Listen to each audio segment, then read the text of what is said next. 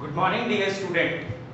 अब हम लोग बेटा नया टॉपिक शुरू करेंगे जिसका नाम है इक्विपोटेंशियल सरफेस। तो write down the heading equipotential surface. Equipotential surface हम पहले इसके बारे में बातचीत कर चुके हैं बेटा। हमारे पास जो रिलेशंस आए थे वो कुछ इस तरीके से थे कि VB minus VA is equals to minus ED cos theta, जहां पे थीटा का मतलब होता था angle between electric field and displacement vector. Clear है बात सबको? तो मैंने कहा कि लेट सपोज इलेक्ट्रिक फील्ड का डायरेक्शन ये है और हमारा जो डिस्प्लेसमेंट है A से B तक उसका मैग्नीट्यूड D है और वो कुछ इस तरीके से है। तो अगर अब हम देखें तो इलेक्ट्रिक फील्ड और डिस्प्लेसमेंट के बीच में जो एंगल फॉर्म हो रहा है बेटा वो 90 डिग्री है।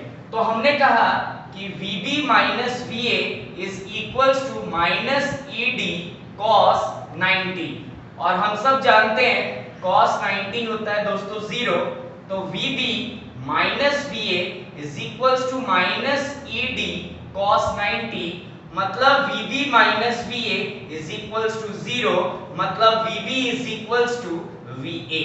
मतलब अगर A पॉइंट का पोटेंशियल VA है और B पॉइंट का पोटेंशियल अगर VB है बेटा, तो यहां हमको दिख रहा है कि इलेक्ट्रिक फील्ड और डिस्प्लेसमेंट अगर एक दूसरे के परपेंडिकुलर हैं तो फिर जो हमारा पोटेंशियल आ रहा है A का और B का वो कितना आ रहा है बेटा? इक्वल आ रहा है।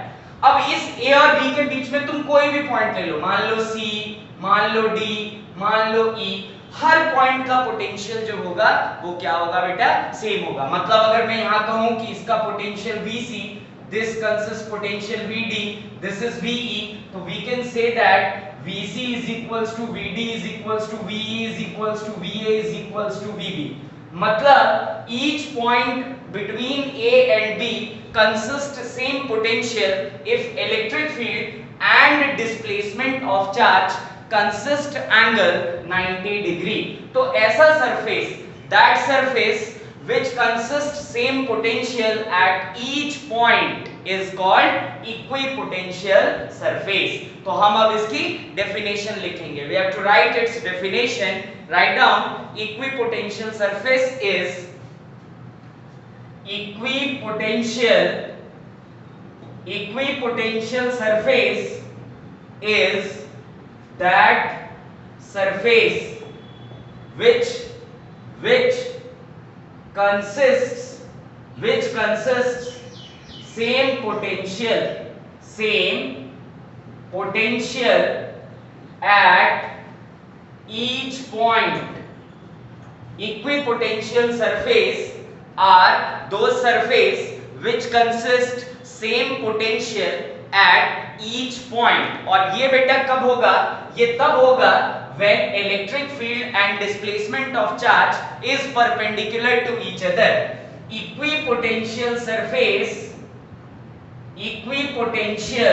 surface forms when the displacement of charge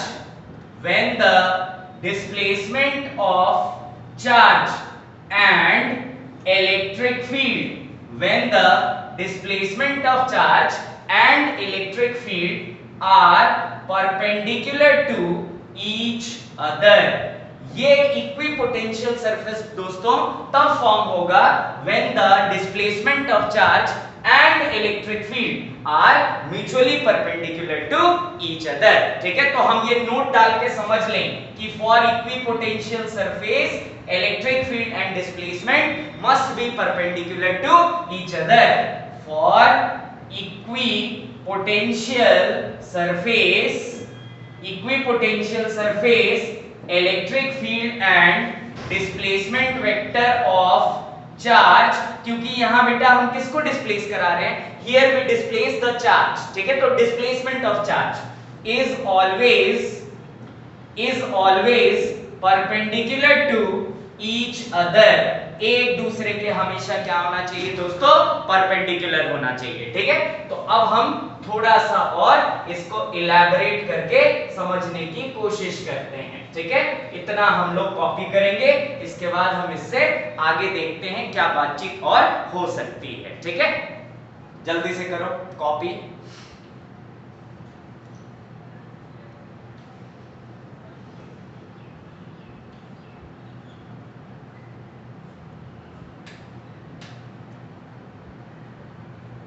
अच्छा, एक और चीज हम जानते हैं बेटा कि अगर हम इलेक्ट्रिक फील्ड की डायरेक्शन में चलते हैं, if we move along the direction of electric field, तो पोटेंशियल डिक्रीज होता है और opposite to direction of electric field potential increase होता है। ये हम प्रीवियस क्लासेस में पढ़ चुके हैं। ठीक है, अब हम इससे आगे देखते हैं कि क्या बातचीत हो सकती है। देखो बेटा, जो हमारा सरफेस होता है, सरफेस, दिस सरफेस में बी प्लेन सरफेस और इट में बी कर्व्ड सरफेस, मैं दोनों बनाता हूं। ठीक है, तो हम कहते हैं कि suppose the equipotential surface is plane, एक चीज, और दूसरे केस में हम मान लेते हैं let the equipotential surface is curved surface, if the equipotential surface is curved surface। तो देखते हैं दूसरा case, suppose the equipotential surface is curved। अगर हम ऐसा मान लेते हैं कि इक्विपोटेंशियल सरफेस कर्व्ड है। ठीक है, तो अभी हमने समझा कि for equipotential surface we must remember electric field is always perpendicular to the surface. ठीक है, तो मान लो ये हमारे पास एक प्लेन सरफेस है और ये मान लो कर्व्ड सरफेस है। क्लियर बात सबको? This is plane equipotential surface and this is curved equipotential surface.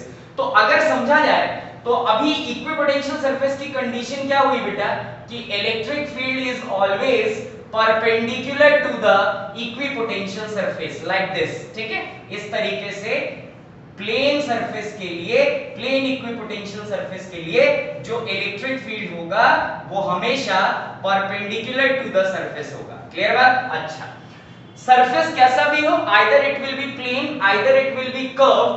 ठीक है, इक्विपोटेंशियल सरफेस है तो फिर इलेक्ट्रिक फील्ड हमेशा उसके परपेंडिकुलर होगा। तो अगर हम यहां देखें for plane equipotential surface, this is your plane equipotential surface and this is your curved equipotential surface, curved equipotential surface and plane equipotential surface.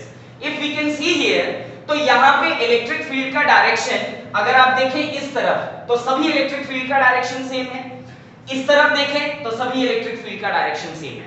अब अगर मान लो ये कर्व्ड है, कर्व्ड, तो कर्व्ड इक्विपोटेंशियल सरफेस पे हमें पता है how will make electric field बेटा, to draw tangent and tangent से परपेंडिकुलर, ये हो गया तुम्हारा इलेक्ट्रिक फील्ड। तो अगर आप देखें तो अब कितना एंगल बन रहा है 90। अगर इस पॉइंट पे मुझे बनाना है इस डायरेक्शन में तो again tangent and we have to draw electric field as perpendicular. अगर यहां बनाना है तो वी कैन मेक टेंजेंट और ये हो गया आपका इलेक्ट्रिक फील्ड। अगर यहां बनाना है तो draw tangent, we can make electric field. यहां बनाना है draw tangent and we can make electric field perpendicular to the tangent. तो जो भी लाइन परपेंडिकुलर है टेंजेंट से उसको हम सब जानते हैं क्या कहा जाता है, नॉर्मल। तो for curved surface the direction of electric field is towards normal.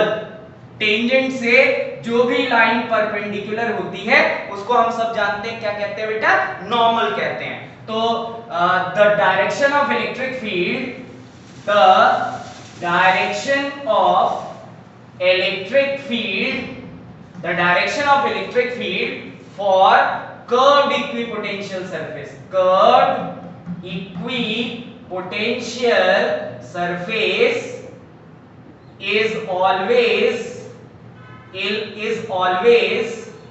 towards the normal, क्योंकि टेंजेंट से जो भी लाइन परपेंडिकुलर होती है उसको नॉर्मल कहा जाता है। तो यहाँ पे we can see this is your normal and the direction of electric field is acting towards normal. Clear है बात? तो suppose the equipotential surface is curved, so we can always remember if equipotential surface is curved then the direction of electric field is towards normal. हालांकि बनाना perpendicular ही है, but अगर तुम perpendicular बनाते हो बेटा तो भी उसका डायरेक्शन टुवर्ड्स नॉर्मल ही आता है.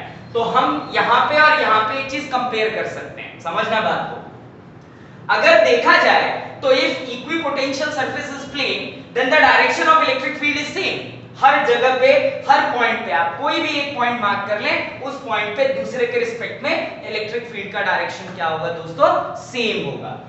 But if we will make the curved equipotential surface, so you can see if I'll take a point A and point B and point C, तो हम देख सकते हैं बेटा A पॉइंट पे इलेक्ट्रिक फील्ड का डायरेक्शन ऐसा और B पॉइंट पे C पॉइंट पे इलेक्ट्रिक फील्ड का डायरेक्शन ऐसा और B पॉइंट पे इलेक्ट्रिक फील्ड का डायरेक्शन ऐसा. तो for curved equipotential surface the direction of electric field on each point is different, but in plane equipotential surface the direction of electric field throughout must be same. So we can write as well this thing as well, note डाल के सब लोग लिखेंगे if equipotential surface is plane, if equipotential surface is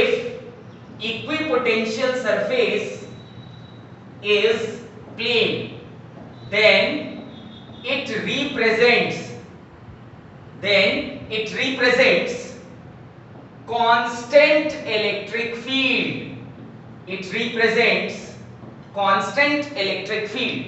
It represents constant electric field. Constant क्यों बेटा? क्योंकि electric field is a vector quantity और plane equipotential surface में हर पॉइंट पे इलेक्ट्रिक फील्ड का डायरेक्शन क्या है? सेम. तो ये एक अलग कांसेप्ट है. This is one another concept in which we can see if equipotential surface is plane then electric field is constant. If equipotential surface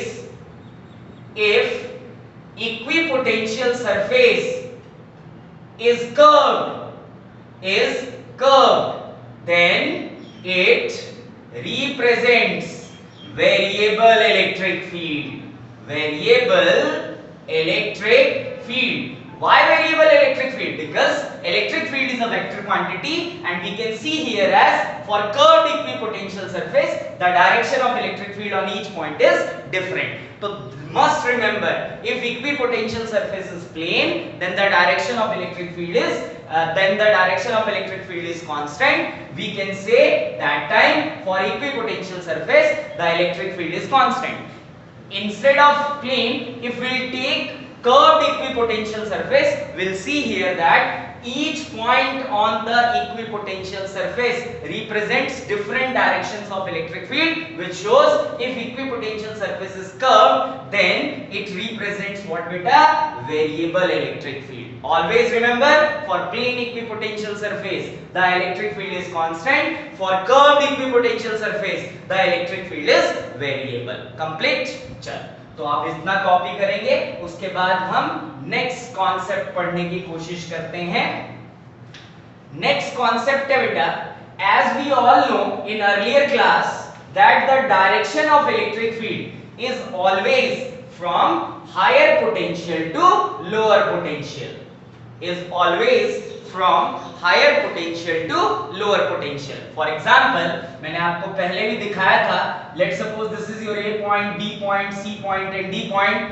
A point consists 10 volt potential, B 20, C 30 and D if consists 40 volt. Complete? So the direction of electric field is always from where to where beta? From A to B, A to D, higher to lower to higher potential.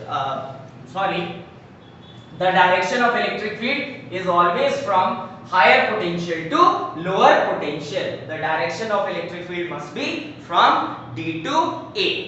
Okay? So यहां से अगर हम आगे बढ़ेंगे तो अगर मान लो हमारे पास if we have equipotential surface or for that equipotential surface we wish to make the direction of electric field. Always remember with respect to equipotential surface if we wish to make direction of electric field, then always remember we must have two equipotential surfaces. Write down note, लिखेंगे next चीज बेटा, write down, to find out the direction of electric field, to find out the direction of electric field, to find out the direction of electric field correctly, to find out the direction of electric field correctly, we must need two equipotential surfaces. We must need two equipotential surfaces. We must need two equipotential surfaces. तो इस चीज को हम याद रखेंगे. अगर मान ले आपको इलेक्ट्रिक फील्ड का सही डायरेक्शन चाहिए बेटा, तो हमारे पास एटलीस्ट कितने इक्विपोटेंशियल सरफेस होने चाहिए? At least two equipotential surface be required. Clear है? फॉर एग्जांपल मान ले हमारे पास ये दो प्लेन इक्विपोटेंशियल सरफेस हैं, let suppose A and let suppose B. If we have the equipotential surface A consists 5 volt और B के पास let's suppose है 10 volt. तो we all knows the direction of electric field is from higher potential to lower potential. अब यहाँ अगर अपन देखें तो B consists 10 volt potential and A consists 5 volt potential. So if we wish to make the direction of electric field, it will always from B to A, as the direction of electric field is always from higher potential to lower potential. And if it is an plane equipotential surface, must remember the direction of electric field will make in such a way that it must be perpendicular to the surface. So we'll make the direction of electric field like this, as the direction of electric field is always from higher potential to lower potential. And you can see here the direction of electric field is perpendicular with the plane equipotential surface. So always remember to draw the direction of electric field correctly, we must need at least two equipotential surfaces, and the direction of electric field is always from higher potential to lower potential. Okay? If अब इससे आगे अगर हम बातचीत करें तो देखो हमें एक चीज पता है बेटा कि अगर इसका पोटेंशियल VB है and this equipotential surface consists potential VA, तो we all knows that if we move along the direction of electric field, the potential is decreases by the factor ED. So we can write here VB minus VA must be equal to कितना बेटा? ED. Complete. VB minus VD is equals VB minus VA is equals to ED. अगर हम देखें तो B का potential है 10 और A का पोटेंशियल है 5. मतलब कि अगर कायदे से देखा जाए तो अगर हम B से A चलते हैं तो पहले 10 वोल्ट का पोटेंशियल था, नाउ इट इज 5 वोल्ट. तो चेंज इन पोटेंशियल कितना है बेटा? 10 minus 5 which will be equals to कितना? ED. 10 minus 5 is 5 which will be equals to ED. Let's suppose the distance between these two plane equipotential surface is, let's suppose we can say 2 meter. So what we can write? 5 is equals to E into 2, so E is equals to 5 by 2 Newton meter in Newton coulomb inverse. So this will be the value of electric field. So from this method we can easily find the value of electric field as well. Always remember the direction of electric field is from higher potential to lower potential. And if we move along high to low, then the potential in decreased format will be ED. 10 minus 5 will be equals to ED. 10 minus 5 is 5 which will be equals to ED. So we will find the value of E as well from this method. Copy it. इसके बाद हम आगे पढ़ेंगे. ऐसा unit Newton पर coulomb.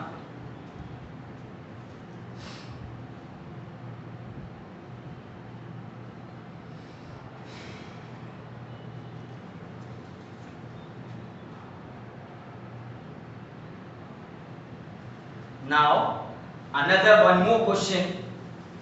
बहुत fascinating question है बेटा ये. बहुत सारे कॉम्पिटिटिव एग्जाम में पूछता है। मान लो हमारे पास कई सारे इक्विपोटेंशियल सरफेसेस हैं। Let's suppose we have lots of equipotential surfaces.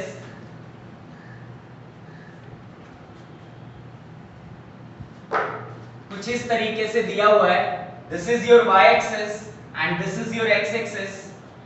We have lots of plane equipotential surfaces. You can see here, this is your plane equipotential surface 1, this is your second equipotential surface, and this is your third equipotential surfaces. We have three equipotential surfaces consisting potential 10 volt, 20 volt and 30 volt. Okay, this equipotential surfaces makes angle 60 degree with the x axis like this.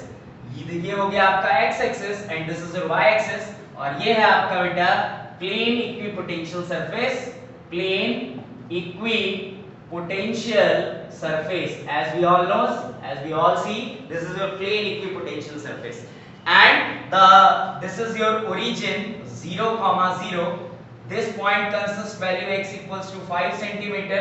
This point consists x equals to 10 centimeter. This point consists x equals to let's suppose 15 centimeter. हमसे question कहा गया है find electric field. Find the electric field in terms of direction as well as magnitude. Find electric field in terms of direction as well as magnitude. तो यहाँ पे तुमको दिख रहा है बेटा, डायरेक्शन तो निकालना बहुत आसान है क्योंकि हमको पता है direction of electric field is always from higher potential to lower potential, and we must remember बेटा कि the electric field is always perpendicular to the direction of क्या बेटा equipotential. The direction of electric field is always in such a manner that from equipotential surface it must make angle which will be equals to how much बेटा 90 degree. तो देखो अब यहाँ 90 कैसे बनाओगे, अगर ऐसे बनाओगे तब थोड़ी 90 होगा, तो 90 बनाने के लिए हमको समझना पड़ेगा the direction is from high to low. If we can say this is your A plate, this is your B plate, this is your C plate, the direction of electric field from C to A, and must make in such a manner that from equipotential surface it makes angle 90 degree. तो हमने इसमें electric field बना दिया इस तरीके से. देखो अब अगर हम देखें तो this electric field makes angle 90 from the equipotential surface. इसके अलावा और कोई तरीका नहीं है 90 डिग्री एंगल बनवाने का इक्विपोटेंशियल सरफेस से. ठीक है, तो अब अगर तुमको दिख रहा हो तो ये 90, यहां भी 90 और यहां भी 90. ओके, तो this is your direction of electric field. This is the direction of what बेटा इलेक्ट्रिक फील्ड. अब अगर हम मैग्नीट्यूड की बात करें, ठीक है, always remember first if we can say the direction of electric field, it is from higher potential to lower potential. So direction of electric field is from higher potential to the lower potential. So direction of electric field is always from higher potential to lower potential, from C to A.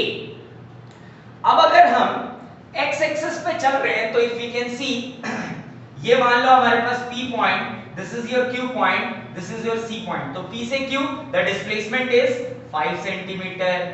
From Q to if we can make it P, Q and R, from Q to R will move again 5 centimeter. So displacement here is 5 centimeter. Let's suppose we move from C to B. If we moves from C to B, ठीक है, अगर हम C से B चल रहे हैं तो we can see here that we'll move a displacement of how much beta 5 centimeter. So the displacement is how much 5 centimeter from C to B. from C to B will displace how much centimeter beta? 5 centimeter. Now if we'll see the angle, see ये हो गया आपका 60 और ये है कितना बेटा? 90. तो बचा हुआ एंगल मतलब this angle must be how much बेटा?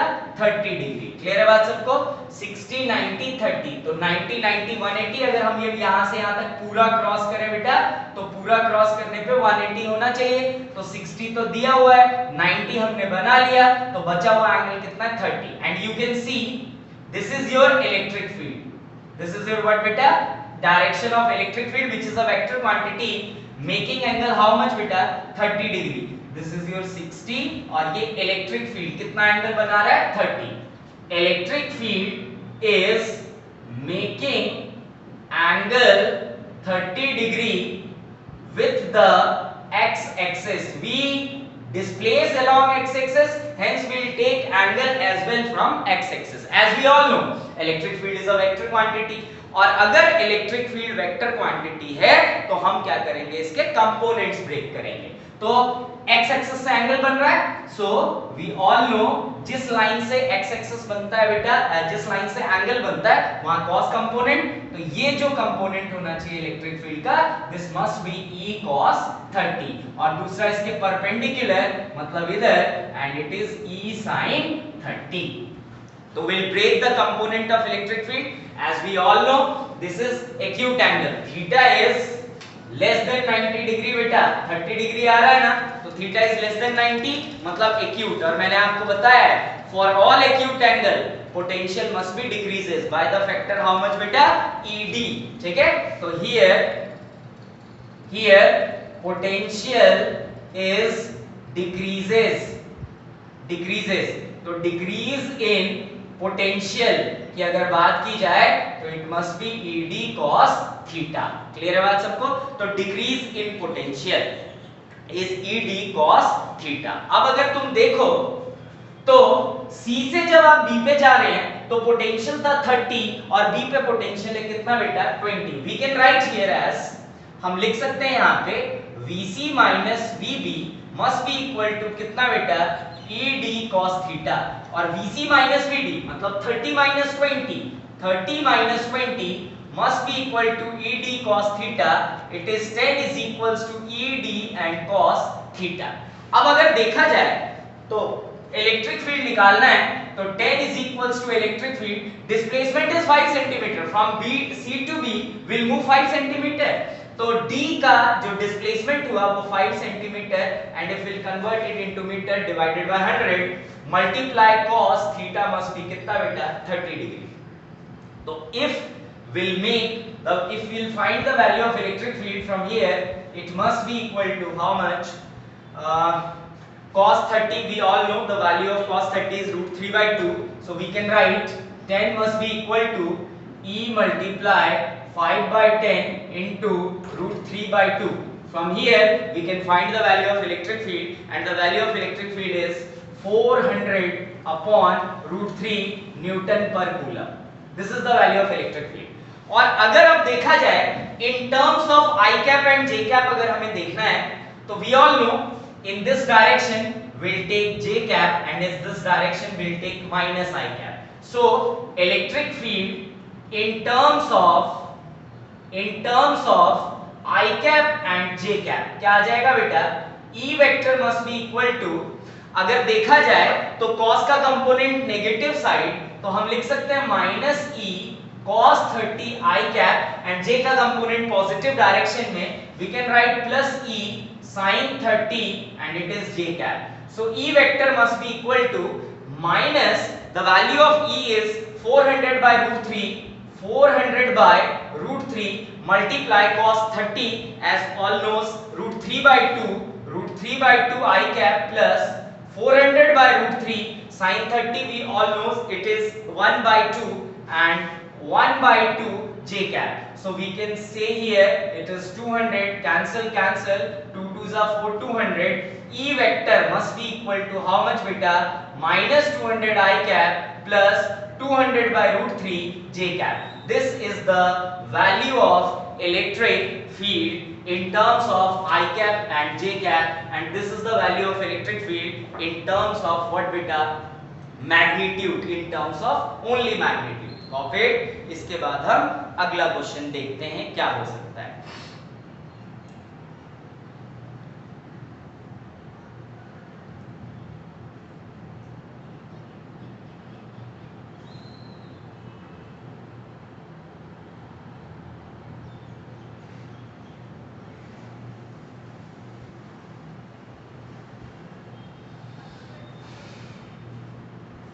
So next question is,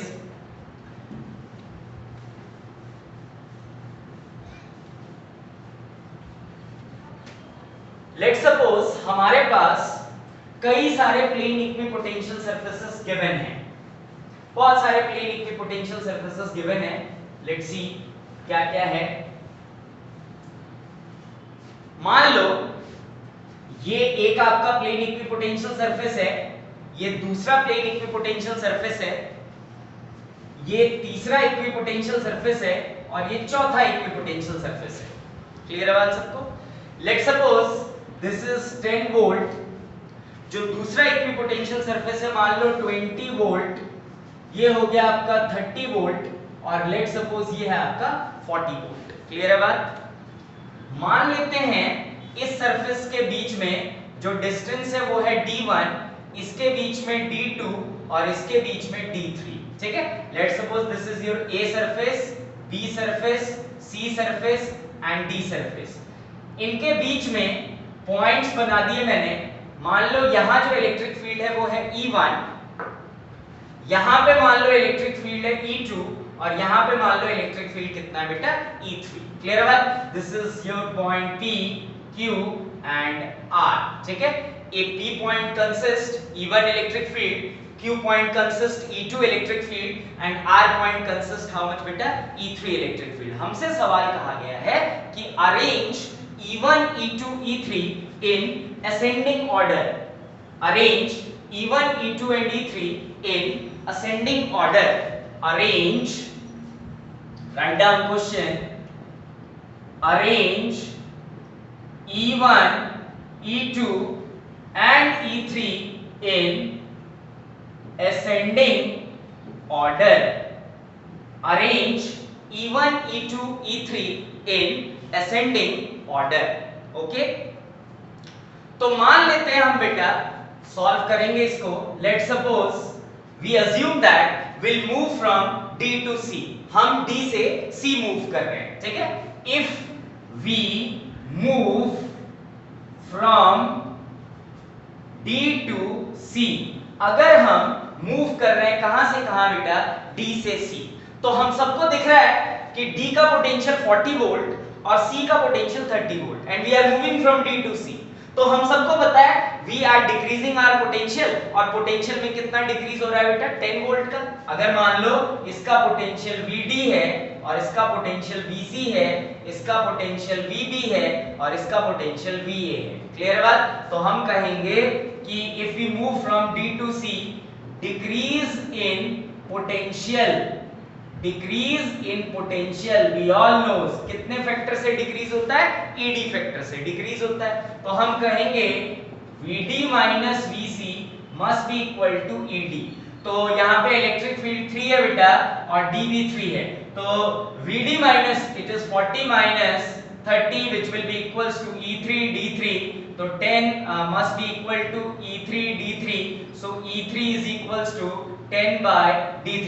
अच्छा, तुमको दिख रहा होगा यहाँ पे electric field is inversely proportional to the separation between the plates. Electric field is inversely proportional to separation between the plate.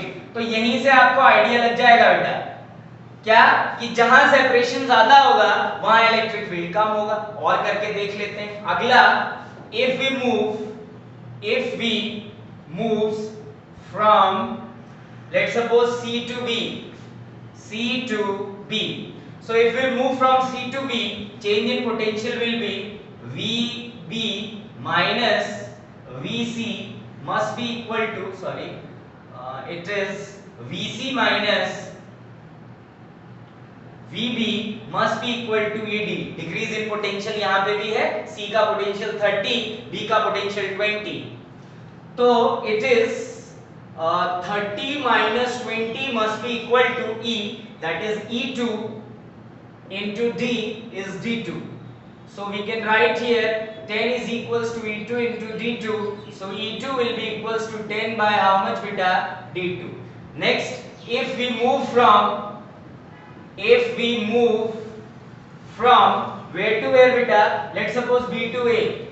B to A. So B consists VB minus VA must be equal to ED. It is 20 minus 10 must be equal to E1 into how much beta? D1. So 10 is equals to E1 D1. So E1 is equals to 10 by D1. So we'll all see कि electric field is inversely proportional to distance between the equipotential surface. तो जहां distance ज्यादा होगा दो equipotential surface का, वहां पे electric field क्या आएगा बेटा? सबसे कम आएगा. हमें असेंडिंग ऑर्डर में अरेंज करना है, सबसे कम, उससे कम, उससे कम. तो सबसे कम डिस्टेंस जहां पे होगा वहां इलेक्ट्रिक फील्ड सबसे ज्यादा होगा. तो सबसे कम डिस्टेंस इज d3, तो सबसे ज्यादा इलेक्ट्रिक फील्ड इज e3. सबसे ज्यादा डिस्टेंस इज d2, सबसे कम इलेक्ट्रिक फील्ड इज e2. उसके बाद e1. तो हम कह सकते हैं e2 is less than E1 is less than E3. तो सबसे ज्यादा इलेक्ट्रिक फील्ड कहां पे है बेटा? सबसे ज्यादा इलेक्ट्रिक फील्ड है E3 के पास, फिर है E1 के पास, फिर है E2 के पास. समझ में आ गई बात? तो बस एक और क्वेश्चन करके देखते हैं इसी फॉर्मेट का. ये था आपके पास प्लेन इक्विपोटेंशियल सरफेस. अब लेट्स सपोज हमारे पास इसी तरीके से कर्व्ड इक्विपोटेंशियल सरफेस है. मान लो इस तरीके से, ये एक सरफेस, ये दूसरा सरफेस, तीसरा सरफेस और चौथा सरफेस. मान लो इसका पोटेंशियल है VA, this consist VB, VC and VD. यहां इलेक्ट्रिक फील्ड E1, यहां इलेक्ट्रिक फील्ड E2, यहां इलेक्ट्रिक फील्ड E3. ये प्लेट का सेपरेशन मान लेते हैं D1, ये सेपरेशन D2 और ये सेपरेशन D3. तो हमको दिख रहा है D3 is greater than D2 is greater than D1. So we can write E1 is greater than E2 is greater than E3. ठीक है? तो जितना ज्यादा डिस्टेंस होगा उतना ही क्या होगा बेटा? इलेक्ट्रिक पोटेंशियल का वैल्यू भी ज्यादा होगा. समझ आया? कम होगा. क्लियर है? इलेक्ट्रिक फील्ड का वैल्यू क्या होगा? कम होगा, जितना ज्यादा इक्विपोटेंशियल सरफेसेस के बीच में सेपरेशन आएगा. ओके, अब देखते हैं आगे. नेक्स्ट, अगला कॉन्सेप्ट. मान लो हमारे पास कई सारे इक्विपोटेंशियल सरफेसेस हैं and all the surfaces are curved equipotential surfaces. Curved equipotential surfaces. Let's suppose ये हमारे पास एक इक्विपोटेंशियल सरफेस हो गया, ये दूसरा इक्विपोटेंशियल सरफेस हो गया और ये तीसरा इक्विपोटेंशियल सरफेस हो गया. ठीक है? तो अगर अब हम देखें तो मान लो यहां पे एक पॉइंट है और यहां पे एक चार्ज है, लेट्स सपोज. ठीक है? These are curved equipotential surface. Curved equipotential surface. मान लो यहां पे एक पॉइंट है हमारे पास. ठीक है? क्लियर बात सबको? समझ रहे हो? लेट्स सपोज मैंने इलेक्ट्रिक फील्ड बनाया. हम सब जानते हैं इलेक्ट्रिक फील्ड कुछ इस हिसाब से बनाना है कि इक्विपोटेंशियल सरफेस के क्या हो बेटा? परपेंडिकुलर. मान लो इनवर्ट डायरेक्शन में. तो अगर आपको दिख रहा हो ना, तो ये इलेक्ट्रिक फील्ड है. देखा जाए तो सब एक दूसरे के परपेंडिकुलर, इक्विपोटेंशियल सरफेस से परपेंडिकुलर हैं. टेंजेंट खींच खींच के हम बना सकते हैं बेटा. This must be 90 degree, again this must be 90 degree, again this must be 90 degree. सबको दिख रहा होगा. तो ये है आपका इलेक्ट्रिक फील्ड. तो अगर आप देख पा रहे हो ना, तो हर इलेक्ट्रिक फील्ड का डायरेक्शन अलग अलग है. सबका इलेक्ट्रिक फील्ड का डायरेक्शन क्या है? अलग अलग है. इसी रिस्पेक्ट में अगर मान लो मैं एक प्लेन इक्विपोटेंशियल सरफेस बनाऊं, if will make a plane equipotential surface. तो ये दिख रहा है सबको, ये प्लेन इक्विपोटेंशियल सरफेस है. मान लो ये है A इक्विपोटेंशियल सरफेस और ये B है इक्विपोटेंशियल सरफेस। ठीक है, तो इलेक्ट्रिक फील्ड का मान लो इसका पोटेंशियल ज्यादा है और इसका पोटेंशियल कम है, मतलब let's suppose VB is greater than VA, so the direction of electric field must be B to A। ये हो गया आपका प्लेन इक्विपोटेंशियल सरफेस। ठीक है, ये 90, यहाँ पे 90, मतलब कहीं पे देख लो आप 90 डिग्री दिखेगा। ठीक है, ये भी 90, this will be the direction of electric field. तो हम इस फोटो से ये कंक्लूजन निकाल रहे हैं बेटा कि अगर कर्व्ड इक्विपोटेंशियल सरफेस है तो curved equipotential surface represents variable electric field and plane equipotential surface represents what बेटा, कांस्टेंट इलेक्ट्रिक फील्ड। तो write down plane equipotential surfaces, write down plane equipotential surfaces represents plane equipotential surfaces represents constant electric field। plane equipotential surfaces represents constant electric field, whereas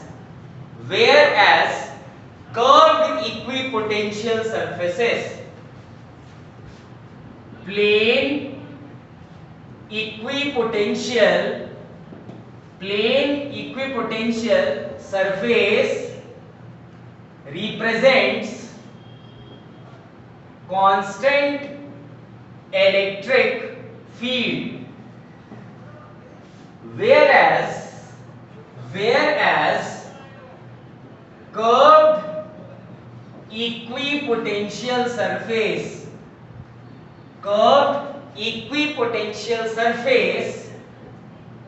represents variable electric field। तो ये अब अपने दिमाग में set कर कि अगर equipotential surface plane है बेटा तो वो हमेशा कांस्टेंट इलेक्ट्रिक फील्ड को रिप्रेजेंट करेगा, और वेरिएबल इलेक्ट्रिक फील्ड को कौन रिप्रेजेंट करेगा बेटा, कर्व्ड इक्विपोटेंशियल सरफेस। तो इस चीज को एकदम गांठ बांध ले कि plane equipotential surface represents constant electric field and variable equipotential surface represents what बेटा, कांस्टेंट इलेक्ट्रिक फील्ड। क्लियर है बात सबको?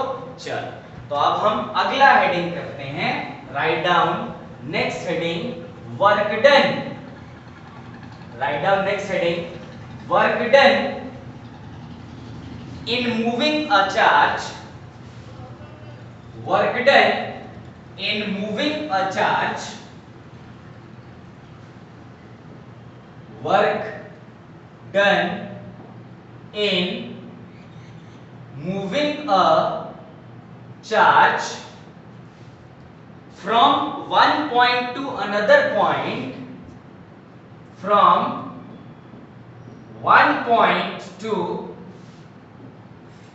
another point, from one point to another point on an equipotential surface, on an equipotential surface, work done in moving a charge from one point to another point on an equipotential surface. ठीक है, clear बात? मान लो ये हमारे पास surface है, let's suppose we have this surface, और हम ऐसा मान लेते हैं कि electric field is towards z axis. ठीक है, टुवर्ड्स z एक्सिस। क्यों? क्योंकि इक्विपोटेंशियल सरफेस है तो सरफेस से परपेंडिकुलर होगा जो डिस्प्लेसमेंट, तभी क्या होना चाहिए, इलेक्ट्रिक फील्ड और डिस्प्लेसमेंट एक दूसरे के परपेंडिकुलर होगा, तभी इक्विपोटेंशियल सरफेस की बात होगी। ठीक है, तो मैं ऐसा मान लेता हूं, let us suppose the direction of electric field, let us suppose the direction of electric field is along z axis। जो इलेक्ट्रिक फील्ड का डायरेक्शन है बेटा वो हम ऐसा कंसीडर करते हैं किस तरफ है, z एक्सिस की तरफ है। और मान लो z एक्सिस मतलब ये होता है टुवर्ड्स के क्या, और मान लो ये है तुम्हारा सरफेस। मैं एक चार्ज को A से, भाई अब ये तो पता है ना बेटा कि इनिशियल पॉइंट और फाइनल पॉइंट पे सिर्फ डिपेंड करता है, तो कैसा भी पाथ हो कोई फर्क नहीं पड़ता, मैं चार्ज को ए से बी पे लेके आया। अब देखो ये कोई रैंडम सा पाथ है, क्लियर बात सबको? तो हम सब जानते हैं कि work done by the external agent होता है E final minus E initial, जहां पे E का मतलब होता है टोटल एनर्जी। तो टोटल एनर्जी इज व्हाट बेटा? Kinetic energy plus potential energy, यही होता है। अब देखो बिल्कुल शुरुआत में A पॉइंट पे जो चार्ज था वो भी रेस्ट पे था, और B पे जब चार्ज को लाए तो भी रेस्ट पे था, क्लियर बात सबको? तो काइनेटिक इनिशियल और काइनेटिक फाइनल तो कितना हो जाएगा बेटा? 0 हो जाना चाहिए। तो हम कहेंगे, मान लो Q चार्ज को मूव करा रहे हैं, तो हम कहेंगे work done by the external agent is equals to E final that is K final plus U final minus K initial plus U initial. So we can write work done external is equals to 0 plus U final minus 0 plus U initial. So we can write here work done by external is equals to U final minus U initial. Clear हो गई बात? तो अब अगर हम चाहें तो formula हम सबको पता है, U final minus U initial is equals to होता है Q movable VB minus VA। तो हम लिख सकते हैं work done by the external agent is equals to Q movable VB minus VA, कंप्लीट। तो Q मूवेबल की वैल्यू तो Q है बेटा, तो work done by the external agent is equals to Q VB minus VA। आप सोचो अगर electric field towards z axis है और डिस्प्लेसमेंट उसके परपेंडिकुलर है, समझ रहे हो बात को, और इक्वी पोटेंशियल सरफेस है, तो फॉर हम सब जानते हैं इक्वी पोटेंशियल सरफेस हर पॉइंट पे पोटेंशियल सेम होता है, मतलब VB must be equal to VA। अगर ये दोनों इक्वल हैं तो ये 0 into Q मूवेबल, तो work done by the external agent is equals to कितना आ जाएगा? 0। तो क्या कंक्लूजन निकलता है बेटा? कंक्लूजन निकलता है कि किसी इक्विपोटेंशियल सरफेस पे अगर आप किसी चार्ज को मूव कराते हैं दोस्तों, तो work done by the external agent कितना होता है? 0। तो राइट डाउन, नोट डाल के लिखेंगे, if we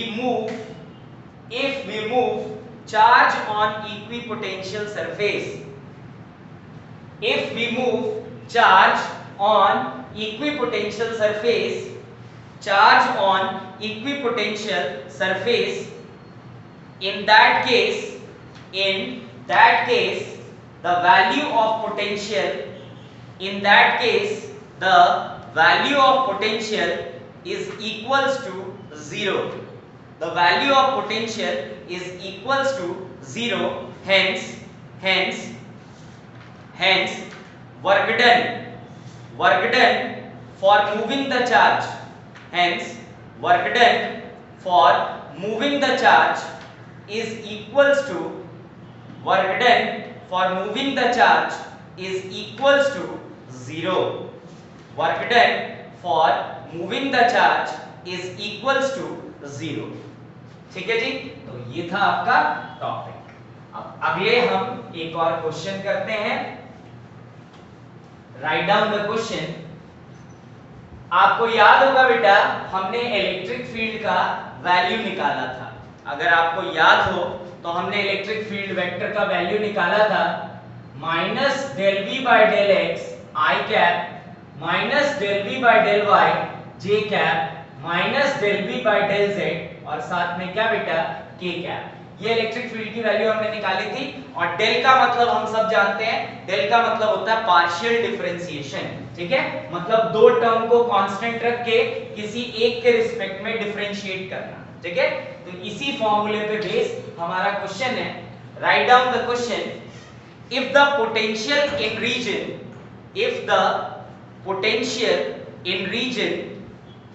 if the potential in the region of space, if the potential in the region of space around the point -1 meter, 2 meter, 3 meter is given by V is equals to 10x square plus v is equals to 10x square plus 5y square plus 5y square minus 3z square volt. Calculate the three components of electric field. Calculate the three components of electric field. Calculate the three components of electric field at this point.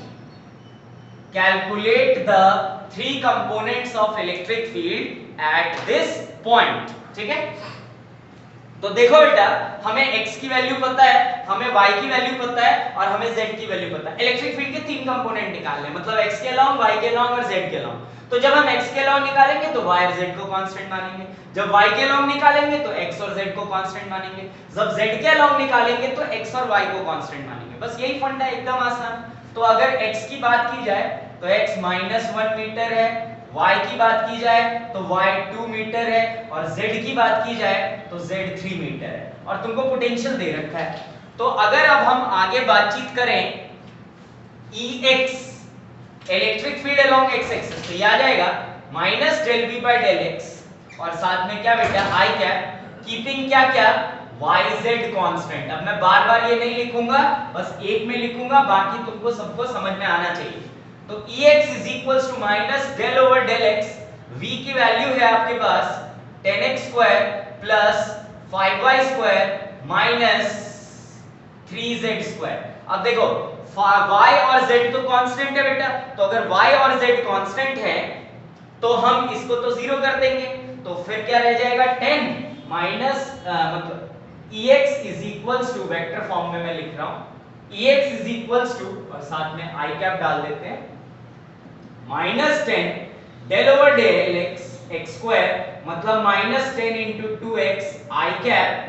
तो Ex vector क्या मिल जाएगा बेटा -20x i cap और Ex is equals to दिख रहा होगा x की value -1 है तो -20 into -1 मतलब 20 i कैप। ये आ गई आपकी Ex के लॉन्ग वैल्यू। इसी तरीके से अगर Ey की बात करें तो del v by del y minus के साथ और j कैप। तो Ey is equals to अच्छा keeping x and z constant, x and z constant, तो क्या बनेगा बेटा minus del over del y, v की वैल्यू है आपके पास 10x square plus 5y square minus 3z square और साथ में j कैप। तो ये आएगा आपके पास x और z को तो कांस्टेंट रखना है तो 0 हो गया बेटा, तो क्या आ जाएगा -5 इधर del over del y square j cap. तो ये बना 5 × 10 मतलब -10y j कैप और y की वैल्यू है 2, तो ये आ गया -10 × 2 j कैप, तो -20 और साथ में क्या आ गया बेटा j कैप। इसी तरीके से अगर Ez निकाला जाए तो x और y को कांस्टेंट मानेंगे अपन, तो Ez is equals to del v by del z और साथ में k कैप। तो Ez अच्छा कीपिंग x और y क्या बेटा कांस्टेंट, तो ये आ जाएगा आपके पास Ez vector is equals to del over del z, v की वैल्यू है 10x square plus 5y square minus 3z square. तो यहां से अगर अपन सॉल्व करें इसको तो कुछ हमारे पास जो वैल्यूज आएंगी वो आ जाएगी x और y तो 0, तो रहा तुम्हारे पास minus Ez is equals to minus और माइनस तो प्लस हो जाएगा मतलब 3 बाहर del over del z और z का स्क्वायर तो 6 और z k कैप और ये आ गया आपके पास Ez is equals to 6 into z की वैल्यू है 3 तो k कैप मतलब 9 k कैप। क्लियर हो गई बात सबको? तो आप सबकी वैल्यू हम यहाँ पे डाल दें अगर, तो ये आ गया आपके पास